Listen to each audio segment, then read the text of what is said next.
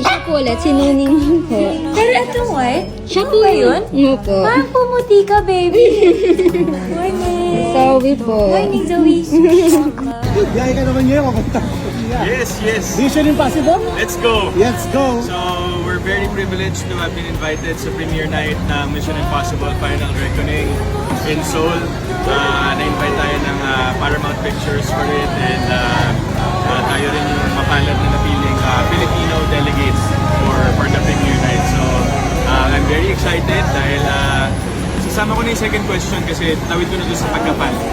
Dahil I'm a super fan of the franchise. I've watched all of the Mission Impossible movies. And grabe, nung nag-meeting pa lang ako with Paramount Pictures Philippines, in-express ko na at sinabi ko na sa kanila lahat ng alam ko about the film, about how I look up to Tom Cruise being one of the best action stars of all time. And hopefully one day I can be like him. Hello Kathden fans, bago yung kakulitan ni Alden mga kasembreros, itong kaya Ma'am Catherine muna, spotted siya no, sa kanyang studio mga kasembreros para may gagawin ulit sila na TV commercial. Ito ay uploaded na siyang purchase online, tapos parang may dinala siyang for babies no, na sina Luningning at saka si Malditang Zoe. So parang ang caption niya dito is ang muling pagkikita ni na Catherine Bernardo at saka ni Luningning no, at saka ni Malditang Zoe mga kasembreros. Tapos nga syempre na cutean si Ma'am Catherine. Sabi niya dito is parang pumuti daw kasi parang sabi niya parang bago ba to, sabi niya gano'n mga kasembreros. Tapos sabi naman niya hindi no, kasi parang sabi niya parang pumuti no. Sabi niya ang lambing ng boses ni Ma'am Catherine mga kasembreros. Ang lambing, tapos sabi niya good morning, sabi niya sabing ganon. So may abangan tayong bagong commercial siguro no, ni Ma'am Catherine. Naka-shade siya dito at saka naka-stripes na yellow mga kasembreros. So si Pops Alden naman ito no, maliban yung sa kanyang flight no sa Korea, malamang ay nasa Korea na siya maya-maya mga kasembreros. Ay sabi niya dito no, magiging part ng kanyang Myriad Productions yung pagpapagawa ng pelikula no, na marami na na-mention nga niya kagabi mga kasembreros kasi medyo putol yung interview. So yun no, sabi niya joke madami. Tapos sabi dito ni yung sinong reporter sa nakalimutan, Lars Santiago no, sabi niya sana daw dapat magkaroon siya ng festival, na movie festival na sarili niya ni Alden. No, grabe no, to the next level ito kung mangyayari ito mga kasembreros. Parang hindi pa ito nagagawa ni Sir Coco Martin. Only Alden yung nakakagawa nito no mga kasembreros.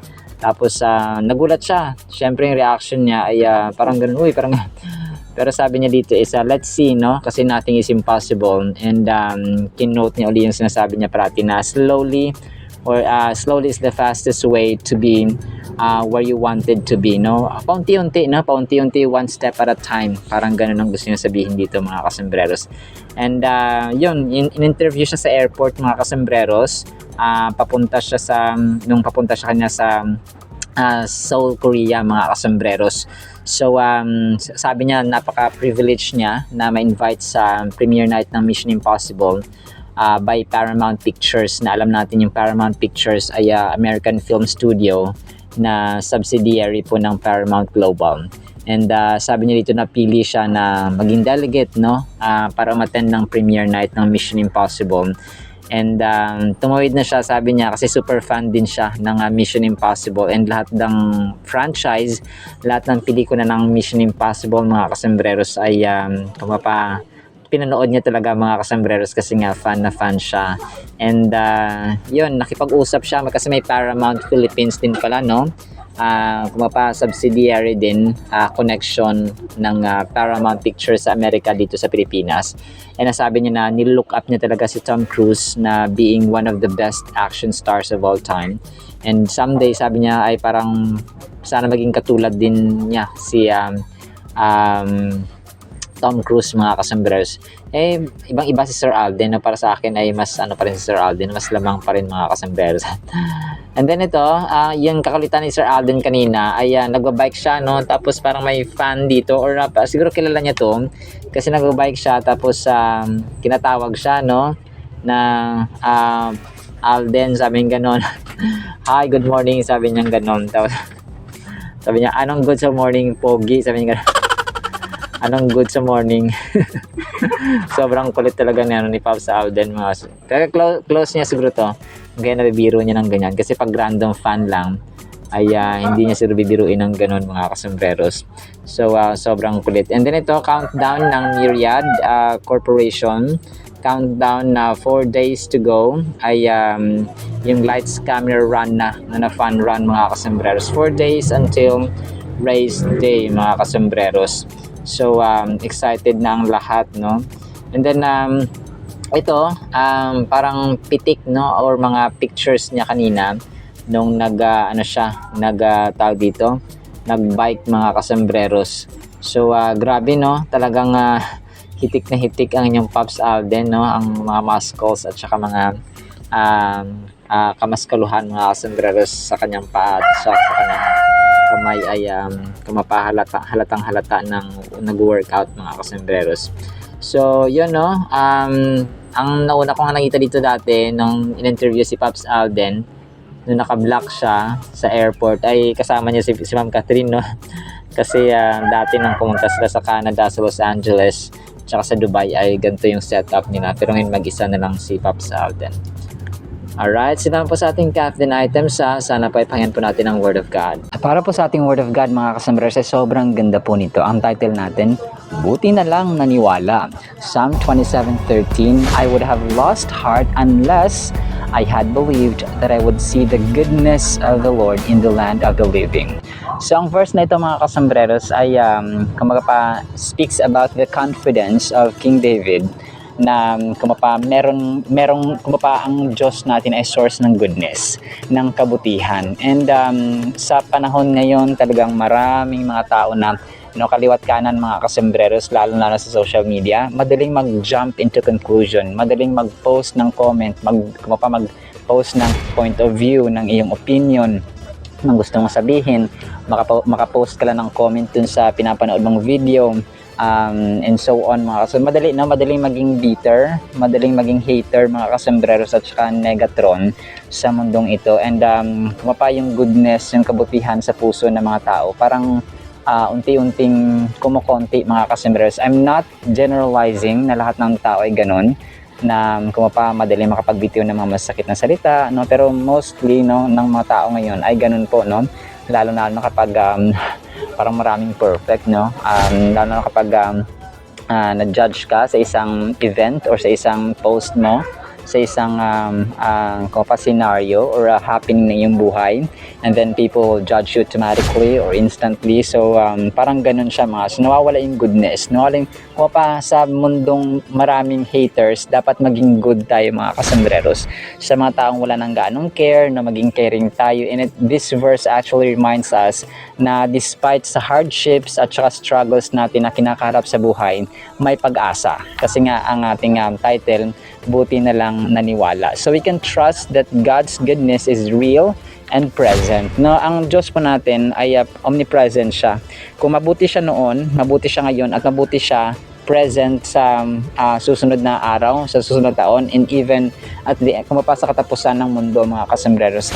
Hindi po natatapos ang mundo ito, natatapos, pero ang Diyos at ang kanyang kabutihan ay hindi po natatapos. Kung kaya we can trust, we can fully trust 100% sure mga kasombrero ang kabutihan ng Panginoon. This affirmation encourages us to look forward with faith, knowing that we will see God's blessings while we are still alive. It's a powerful declaration of faith that resonates deeply in our heart. So powerful declaration kasi parang kung magpapalubog na yung barko pero may pag-asa. Nakita mong talunan na yung iyong kupunan na yung team na gusto mong manalo, pero nanalo kasi niniwala sila, no? Akala mo wala nang solusyon sa problema, akala mo hindi siya makakatapos, akala mo hindi siya makapasok sa trabaho, akala mo lugmok na siya sa utang, akala mo wala na siyang pag-asa, no? Akala mo hanggang dyan na lang siya. pero meron. Kasi naniwala siya mga kasembreros. Sabi ko, I would have lost heart. No? Nawala na sana ako ng pag-asa. Nawala na sana ako ng reason, ng dahilan para magpatuloy. Pero sabi niya, unless I had believed, no? Naniwala siya sa Panginoon na makikita niya pa na may kabutihan at saka ang Diyos ay source ng kabutihan. Endless, unending, limitless source ng kabutihan ang ating Panginoon mga kasembreros in the land of the living. And even sa kabilang buhay, ang Diyos natin ay mabuti and wala siyang kapantay mga kasembreros. Kung kaya yung verse na ito, no, Psalm 27:13 ay isang powerful declaration ng pananampalataya na rooted, no, sa Panginoon. So the phrase I remain confident ay kung pa ito yung I would have lost heart, pero naging confident siya, nagre-reflect ng strong assurance ng kabutihan, na sa kabutihan ng Panginoon ay mapagkakatiwalaan natin mga kasembreros. And ang confidence, no, ay sa context na ito, and kung pa nagsasabi na si David, hindi siya passively hoping eh. Kung pa active, nasa active voice mga kasembreros, yung kanyang pagkasabi dito na ang mabubuting bagay ay pwedeng mangyari because God is good. Hindi yung kabutihan, siya ang source mga kasembreros. He's actively expecting to experience God's goodness. This assurance comes from his relationship with God in his past experiences where he witnessed God's faithfulness. So ganun mga kasembreros, kasi yung ibang bagay, yung tao, no, one time binetray ka na, tinraidor ka na, so yung tiwala mo, hindi mo na maibibigay yung tiwala mo sa taong yun, for example, or sa gantong scenario or sa gantong situation. Hindi na ito, so hindi ako mag-venture sa ganito, hindi ako magta-try ng ganyan kasi na-try ko na yan, no. On the other hand, kung tayo po ay may past experiences na nag-work yan, so hindi tayo mawawala ng pag-asa because we know that it will work, no, kasi nga may past experience ka na at napatunayan mo na mag-work siya mga kasembreros. And it's a reminder sa atin ito na i-cultivate natin yung ating relationship sa Panginoon kasi yung kanyang pangako ay mapagkakatiwalaan. Yung kanyang pangako po ay trustworthy. Hindi po siya nag-fail mga kasembreros.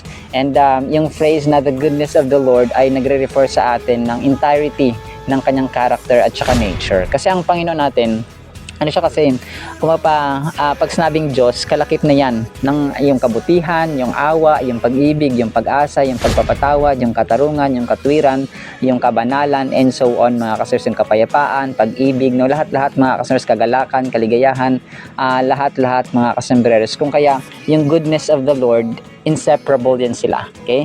It refers to the entirety of God's nature and character. His goodness encompasses all his attributes, love, mercy, grace, and David is sure to see these qualities manifest in his life. So, yung goodness, no, out of love, no, kasi ang Diyos natin na pag-ibig ay yun po mapagkakatiwalaan. Kung kaya buti nilang naniwala. And tayo din dapat ay maniwala mga kasembreros.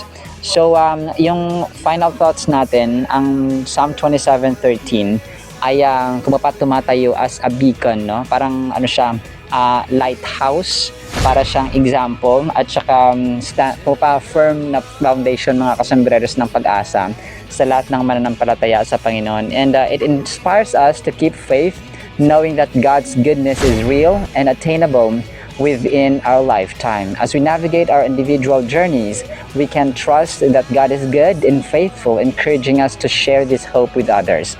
So kung kaya sa awa ng Panginoon ay nakapag-share tayo dito sa ating YouTube channel ng kabutihan at saka ng gospel of truth with all humility mga kasembreros. Kasi tayo pa isang hamak na lingkod lamang, and we're not worthy kung isipin, no, I'm not worthy to share the gospel of good news, yung salita ng Diyos na forever, na hindi namamatay, hindi natatapos, heaven and earth will pass away but the words of God will never pass away. So doon pa lang masabi na hindi tayo karapat-dapat, but God is gracious and giving us favor at opportunity actually ito, no, na makapag-share tayo ng Bible verses and Word of God mga kasembreros. The honor is God's, not mine mga kasembreros. The glory, the praise, the thanksgiving ay sa Panginoon lamang at wala po sa akin. Alright, so dapat tayong maniwala kasi dapat tayong maniwala.